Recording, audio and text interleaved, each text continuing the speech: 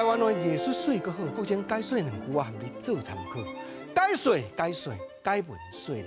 好朋友，咱来听台湾历史的念歌来讲，清朝时代帝万相反。这日本时代念歌的歌仙杨清池去到文学家赖和因兜念互听的。来讲台南府城孔道台来到中华门讲，什么人假扮帝万星？较无胆的官员讲，规气封官互做。即摆另外一个官叫做邱大佬，唔冤啦。四句人继续甲听落去，讲邱大佬听极歹屁，双脚徛坐跪弯边，启禀道台你知机。迄当时王虎成甲林有利前后厝踮咧拼，我都敢办伊。为这帝万星小善只家己，封兼白旗咧惊伊。这人唔敢去办伊，为咱做官是要年。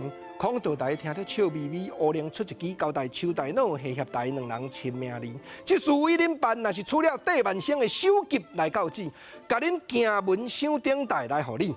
邱大佬下协台乌灵领一支，出了中华关街口来到开青楼，本农百姓就参与。雷弹手的指，手弹雷淋漓。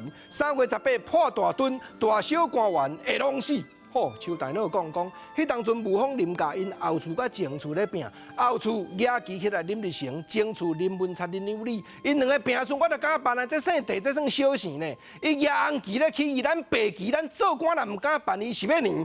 结果因一个出去尔，听到民间人咧风声讲雷弹手的指，手弹雷淋漓，意思讲即边造反不定死足侪人啦。讲3月18破大墩，大小官员会拢死。